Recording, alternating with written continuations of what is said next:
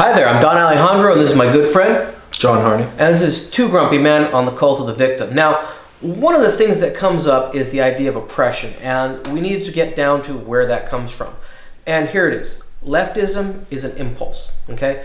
It is as much an impulse as wanting to eat when you smell food. It is something we are hardwired for from our ancient ancestors, and something that we have been taught to overcome. Now, here's the way it works. Once upon a time, John and I were fishermen, okay? I'm lucky today, John is unlucky today, I share my catch with him. John is lucky tomorrow, I'm unlucky tomorrow, John shares his catch with me, we're both good, our families are fed. Now, the problem is, it doesn't really work that way in the real world. It's not so much luck, which is a factor, but a lot of it is decision making. And what happens over time is that John over here is lucky 10 days in a row, and I'm unlucky 10 days in a row. So there's a lot of anger here at the 1%. You're not the 1%, but let's just say, a lot of anger at the 1%. Why aren't you sharing? Why aren't you sharing? I should be lucky. Now, the problem is that this is what creates the victim mentality. I haven't caught anything in 10 days, my family's starving, but over here, he hasn't been lucky in 15 days. So his claim is even more powerful than mine. And so that's why you have this absolute race towards oppression, where the most oppressed person deserves, in this weird kind of logic, the most recompense. And that's unfortunately absolutely counter to what we need as a civilization to thrive. We want people making good decisions. We don't want people thinking, oh man, my mommy didn't take me to Little League. Well, my mommy didn't do X. Well, my daddy did Y. They're trying to create reasons create reasons why they are more oppressed than everyone else in the room. And that's not the way we build a civilization.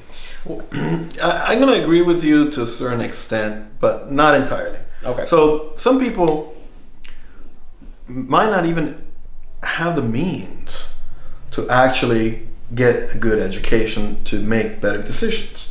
They might not even have the ability to do that because of certain circumstances in their childhood. We don't know. Mm-hmm. A girl living alone with a father that rapes her every night. Does that give her the ability to become better? Does it? I don't know. I'm just saying some people live in very difficult circumstances that might not allow them to make better decisions, or maybe the opposite. They want to change their life and they find a way to make better decisions.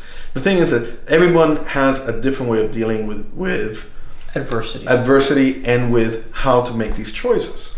Now, going back to your example of the fish, right? So let's say I have all of a sudden 10 days of good fishing, and you guys are not. And then I go, okay, well, guess what? If you go out and fish with me, I will give you a portion of what what you guys catch. Okay, I'll take another portion and I'll show you where I'm going and how I'm doing it. Yes. And okay, so that would be market economy, right? I increase more by getting you to actually fish with me. Well, that's the point of a strong economy. A strong economy makes it easier for people who have adversity to get ahead. We do have need for people, even if you're not the strongest candidate. But right now we're in an economy where you've got people who are very, very strong candidates all crunching for for crumbs. Well, but the problem is that we've had an economy that has destroyed the middle class. Absolutely. So you're either poor and you're making it because you're poor, or you're rich. The middle class is gone. Well, once again, the problem is that we are living in the wrong kind of economy. Well, what you've done is you've created a self-perpetuating cycle, okay, where the victim mentality creates that two-tier system where you're either very rich or very poor, and you have to be super lucky or super unlucky for those two positions to switch. Where we're taxing the middle class, which was the engine, where we had a cult of achievement. We had a cult of aspirations, where we looked at someone successful and said, God, I want to be like him. I want to... And there was a way to become like that.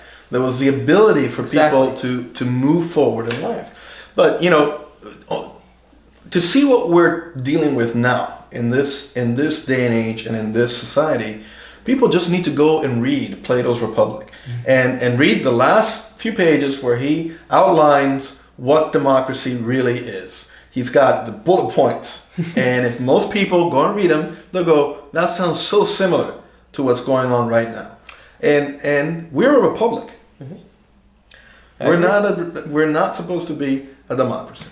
I agree. At any rate, you should read good books. Until then, until next time, I'm Don Alejandro. This is my good friend John Harney. This is Two Grumpy Men on the Cult of the Victim. Take care. See you later. Bye.